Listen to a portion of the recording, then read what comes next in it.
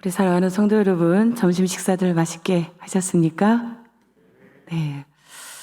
우리가 이렇게 맛있는 음식을 먹으면서 항상 하는 말이 있습니다. 살 빼야 되는데, 그만 먹어야 되는데 하면서 다 맛있게 먹게 되죠.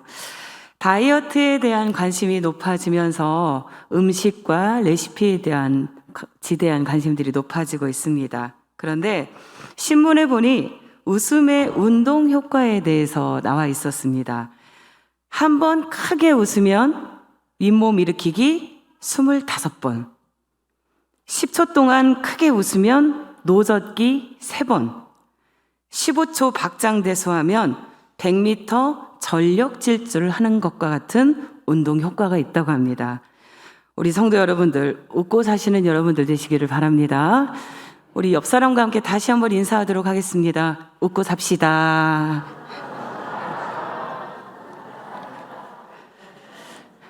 네, 이렇게 박장대소해서 오늘 노젓기 3번을 한 효과가 나오게 되었습니다. 성경에 보면 예수님께서 사단에게 시험을 받으시고 제자들을 데리고 산에 올라가서 제자들에게 말씀을 가르치셨습니다. 이것을 산상수훈이다 이렇게 얘기를 하는데, 오늘 본문 말씀이 산상수훈 가운데 한 말씀입니다. 우리 오늘 본문 말씀을 다시 한번 읽어보도록 하겠습니다. 13절 말씀입니다. 너희는 세상의 소금이니 소금이 만일 그 맛을 잃으면 무엇으로 짜게 하리요? 후에는 아무 쓸데없이 다만 밖에 버려져 사람에게 밟힐 뿐이니라. 아멘. 사랑하는 성도 여러분, 우리는 세상의 소금입니다. 그냥 소금이 아니라 세상의 소금입니다. 우리 그리스도인들은 이 세상에서 벗어나 혼자 따로 살거나 고립되어 살 수 있는 사람들이 아니라 세상 속에 들어가서 세상 사람들과 어우러져 살아야 되는 사람들입니다. 그래서 예수님은 우리에게 그냥 소금이 아니라 세상 가운데 있는 소금이 되어라 이렇게 말씀하셨습니다. 어느 날 예수님께서 베드로, 야고보, 요한을 데리고 산에 올라가셨습니다.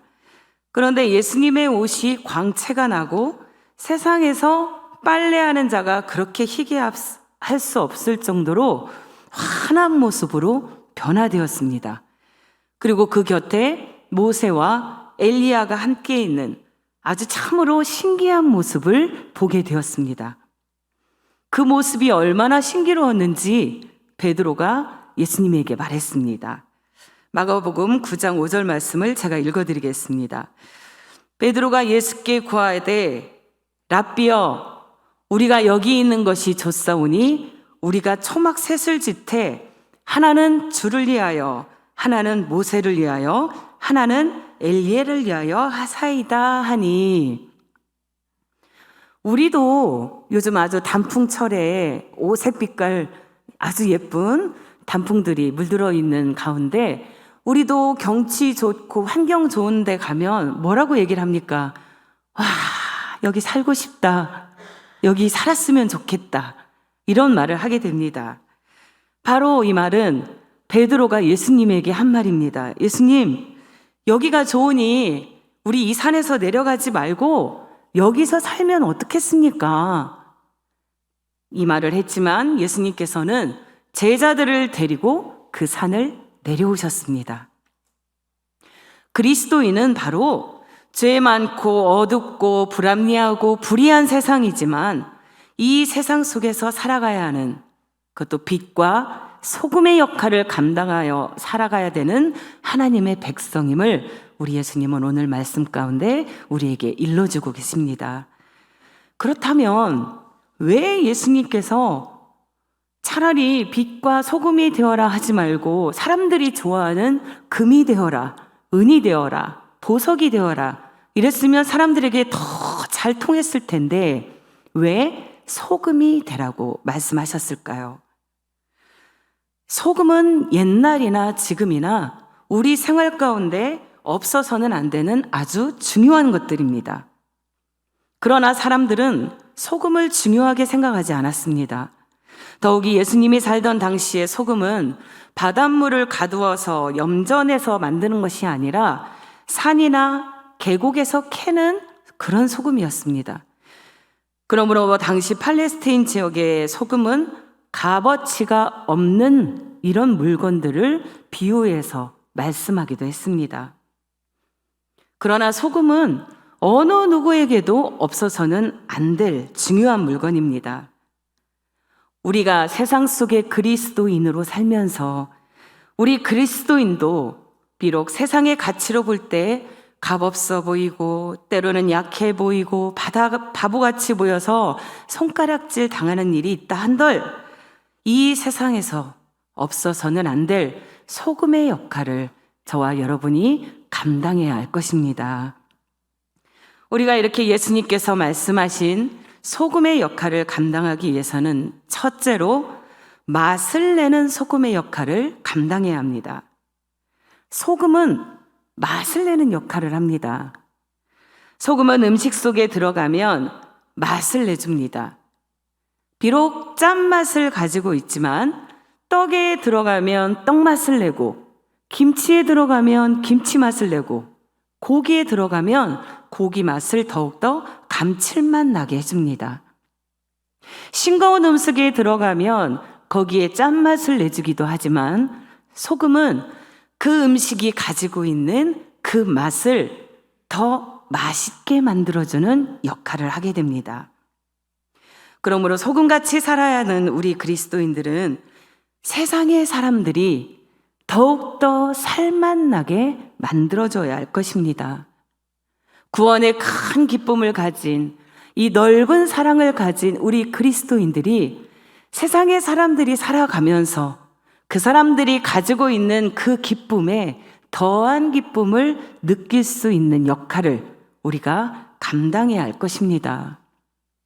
여러분들은 다른 사람들에게 어떤 평판을 받고 있습니까? 서로에게 만났는데 저 사람 진짜 매력 있다. 보면 볼수록 좋다. 저 사람 정말 만나면 만날수록 진국이야. 이런 말을 들어야 되는데 쟤 또 만났어. 쟤는 어떻게 안 가는 데도 없어? 우리가 이런 말을 들어서야 되겠습니까? 만나면 만날수록 좋은 사람, 세상 가운데 소금의 역할을 감당하는 여러분들이 되시기를 바랍니다.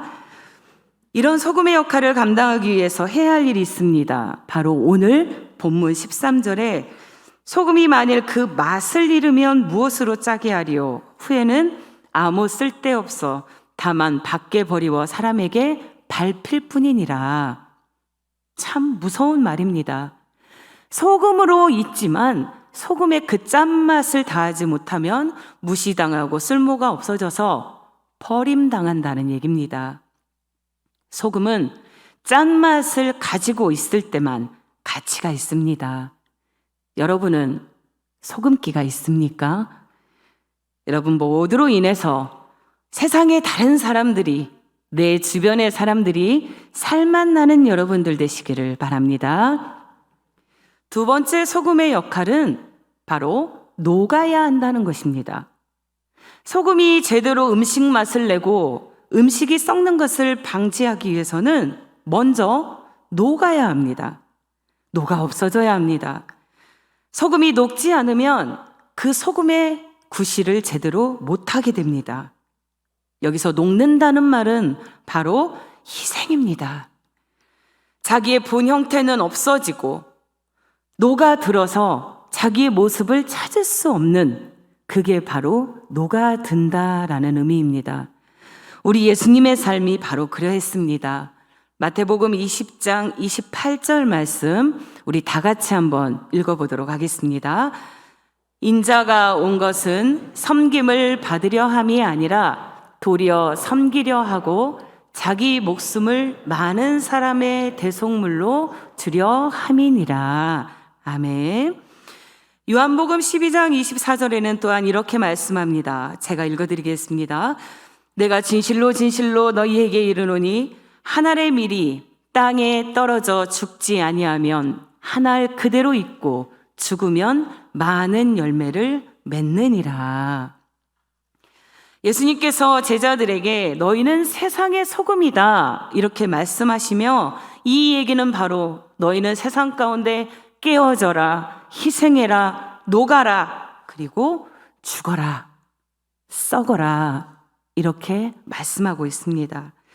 한 알의 밀알이 썩지 아니하면 한 알 그대로 있고 썩으면 많은 열매를 맺으리라 말씀하신 우리 예수님은 자기가 먼저 십자가 위에 올라가서 희생하셨고 자기의 몸과 물과 피를 다 쏟으면서까지 죽으셨습니다. 그리고 무덤에 내려가셔서 썩으셨습니다.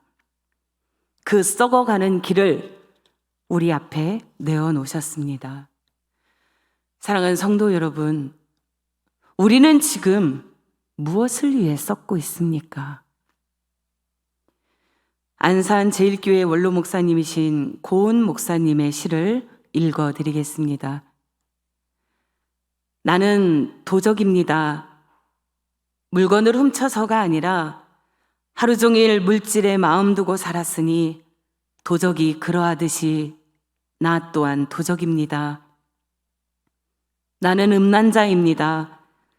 간음을 행해서가 아니라 하루 종일 육체의 마음을 쏟고 살기에 음란한 자들이 그러하듯이 나 또한 음란자입니다. 나는 위선자입니다. 회칠한 무덤처럼 거칠애를 중시하며 입술로 빈 마음에 찬양을 드렸으니 바리새인이 그리했던 것처럼 나 또한 위선자입니다. 나는 거지입니다. 얻어먹고 살아서가 아니라 하루 종일 무엇을 먹을까 마실까 하고 살았으니 거지가 그러하듯 나 또한 거지입니다. 이러하기에 나는 날마다 주님이 맞은 채찍과 나는 날마다 주님이 흘리신 피와 나는 날마다 주님이 지신 십자가가 그리고 그 구원이 날마다 필요합니다. 사랑하는 성도 여러분, 목자는 양떼를 위하여 썩어서 살고 스승은 제자를 위하여 썩어서 살고 부모는 자식을 위하여 썩어서 삽니다. 소금은 소금 모양 그대로 있어서도 안 되고 소금끼리 모여 있어서도 안 됩니다. 소금은 무더기로 있어서도 안 되고 소금은 녹아서 음식 구석구석에 파고 들어가서 숨어 있어야 합니다. 자기의 모습이 드러나면 안 됩니다. 자기의 모습은 감추고 녹아 없어져야 바로 소금의 역할을 감당할 수 있는 것입니다. 우리가 싸우고 다투고 갈등하는 이유도 자기 모습 그대로 간직하려고 하기 때문에, 자기는 녹지 않으려고, 자기는 희생하지 않으려고, 자기는 없어지지 않으려고 하면서 다른 사람에게 희생을 강요하고 다른 사람에게 양보를 강요하기 때문에 우리는 서로 싸우고 다투고 갈등하게 됩니다.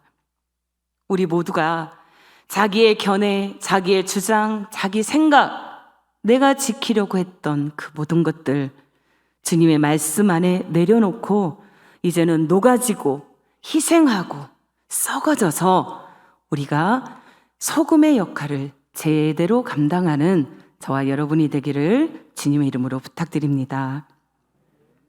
세 번째 소금의 역할은 바로 부패를 방지하는 것입니다. 성경에 보면 여러 곳곳에서 소금 이야기가 아주 많이 나옵니다. 소금의 역할을 나타내고 있는데 사사기 9장 45절에 아비멜렉이 그날 종이토록 그 성을 쳐서 마침내는 점령하고 거기 있는 백성을 죽이며 그 성을 헐고 소금을 뿌리니라 이렇게 이야기하고 있습니다. 정복한 땅에 뿌려서 그 땅을 황폐하게 하는 데도 쓰였습니다. 그만큼 소금은 소멸하는 힘이 있다는 것입니다. 또한 에스겔 16장 4절에 이렇게 말합니다. 내가 난 것을 말하건대 내가 날 때에 내 배꼽줄을 자르지 아니하였고 너를 물로 씻어 정결하게 하지 아니하였고 내게 소금을 뿌리지 아니하였고 너를 강보에 싸지도 아니하였나니. 탄생한 아기를 소금을 닦아 건강하고 정결하게 하는 소독의 약으로 소금을 사용했습니다. 다시 말해서 소금은 깨끗하고 상처를 아물게 하고 더러운 것을 방지하는 약품으로, 도구로 쓰임받게 되었던 것입니다. 또한 구약 성경에 보면 하나님 앞에 드리는 번제물인 소제에도 소금을 뿌렸다, 이렇게 기록되고 있습니다. 특히 상처를 아물게 하는 약으로 쓰임받게 되었는데, 우리의 예수님도 이 땅에 우리의 곁에 오시면서, 이 세상에 오셔서 싸매시고 치료하시고 멸망과 죽음밖에 모르던 사람들에게 구원의 큰 기쁨을 우리들에게 희생하며 자기가 죽으면서까지 우리를 알려주셨습니다. 그러므로 우리 예수 그리스도를 구주로 믿고 고백하는 세상 가운데 살아가는 그리스도인 여러분과 저는 따로 고립되어 사는 것이 아니라, 산 위에 올라가서 사는 것이 아니라 세상 가운데에서 퇴폐하고 부패하고 향락에 물들어가는 이 세상 가운데서 그 부패를 방지하는 하나님의 말씀으로 구원의 큰 기쁨을 전해야 하는, 그리하여 이 땅을 깨끗게 하고 아물게 하고 덮어주고 어루만져주는 소금의 역할을 감당해야 할 것입니다. 바라기는 여러분이 있음으로 인해서 여러분의 가정이, 여러분이 있음으로 인해서 여러분의 직장이, 그리고 여러분으로 인해서 우리 교회가, 우리 사회가 상처를 치료하고 싸매주고 어루만져줘서 맛에 맛을 더해가는, 살맛나게 만드는 소금의 역할을 감당하는 여러분들 되시기를 주님의 이름으로 축복합니다. 기도하겠습니다. 하나님, 감사합니다. 오늘도 부족한 저희를 불러 예배의 자리에 있게 하시고 주님 주시는 말씀과 은혜를 통하여 치유되고 세상 가운데 있던 저희들의 몸과 마음이 회복되게 하심을 감사드립니다. 너희는 이 땅 가운데 빛과 소금이 되라고 말씀하신 주님의 뜻 따라 이 시간 우리는 무엇을 위하여 썩고 있는지 우리의 신앙과 그 모습을 뒤돌아보게 하여 주시옵소서. 우리의 걸음이, 우리의 생각이, 우리의 주장이 주님보다 앞서지 아니하게 하시고 겸손함과 희생으로 소금기를 드러내는 청지기의 역할을 감당하기에 부족함 없는 저희들이 될 수 있도록 인도하여 주시옵소서. 감사드리오며 예수님 이름 받들어 기도드립니다. 아멘.